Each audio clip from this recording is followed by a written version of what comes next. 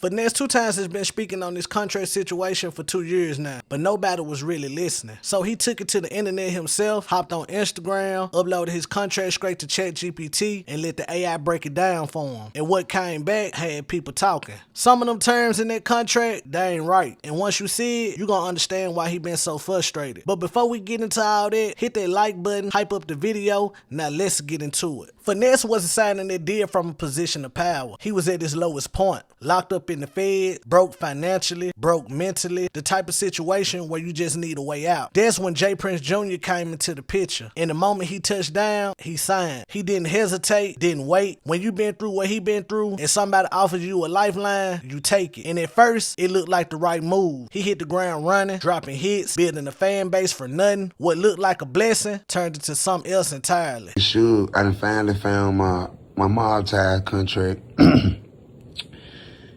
Got a lawyer to look over it, but a lot of lawyers, like they don't really want to fuck with it. They fuck with it, but they don't really want to fuck with it. And I got a couple people that have reached out to me, and I just sent it to them, and I still don't trust this shit a whole lot.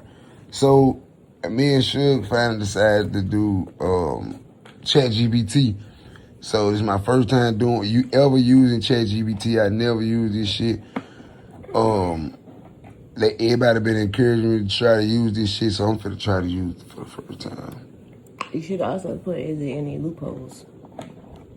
Have it been breached?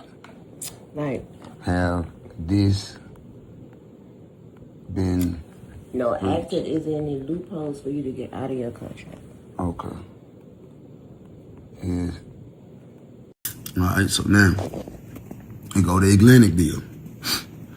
I went through your contract and I'm gonna break it down plain, no lawyer talk, so you can actually understand what's going on and what the power is. Contract overview. This is a deal between Atlantic Records Corporation, the label, Mob Ties Entertainment, artist company, artist Finesse2tymes, Ricky Hamilton. This is a recording deal, profit share deal, not just a simple distribution. Exclusive deal, very important. The artist is locked in exclusively to Atlantic. Can't record for nobody else. Label controls all music during the contract. This is standard, but very restrictive. Length of contract. This is where labels win. Starts when deal is signed. First term until albums drop plus 10 months after. Then label has 3 options to extend, meaning label can keep him for up to 4 total period. And especially if the artist had no proper legal advice. But this is not easy to win without a lawyer. So basically, J. Prince, the old man, told me don't get a lawyer. Mm-hmm. He told me, we ain't gonna even go there and fuck this shit. Advances and benefits could be used against you. They gave you cash, jewelry, truck, private plane, etc. You pay for all that? Yeah, all that paid back will go along. That means they'll argue you already got paid, so you owe delivery. So walking away could trigger recoupment claims or even lawsuits. Assignment clause, another trap. Transfer the contract to another label, company, anytime. So basically, they can sign their label over to anybody and I still be with them, basically. That's what they're saying. Can't transfer or escape, even the next deal, basically. That keeps you locked in, ownership changes. Okay, real talk. Yeah, that question right there is key, not just random. Short answer. If music was released through a real distributor, your easy loophole is probably gone. Why this matter? In your contract, everything revolves around a distribution agreement. If they secured a qualified distributor like a real label, distribution pipeline, and release music commercially, then the contract locks in and extends automatically. The term becomes tied to that distribution deal. If music was released, here's what actually that usually means for you. You can't use the shopping period exit anymore. The contract likely auto extended. They now control master releases, your recording services. Basically, you're in an active deal phase. Okay?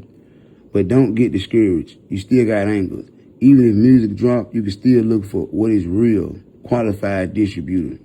So here's what the contract is really saying. The label controls all his music, everything. That's why you notice he ain't been dropping nothing officially. It ain't by choice. He literally can't. But it gets deeper than that. They got 3 options built into that contract where they can extend it without his approval. He don't get a say. They just pick it up and he's locked in longer. It could be years added on to his situation and there's nothing he can do about it. And his masters, they own them. Not just while he's signed either. I'm talking about forever, in perpetuity. That means when this contract is done, if it ever is, they still own his music. His name built those records, his struggle built those records, and he'll never fully own them. Then there's the 360 deal. For those who don't know what that means, the label take a cut of everything. Shows, merch, features, brand deals, every dollar he makes out here, they got their hand in it. But here's the part that should bother everybody the most. When it was time to sign, Jay Prince, the owner of Rap-A-Lot, told Finesse, don't get a lawyer. And the lawyer he did get came from the label. That's a conflict of interest. The label don't work for Finesse. They work for the people Finesse is signing against. And nobody told him any different. He was fresh out the feds,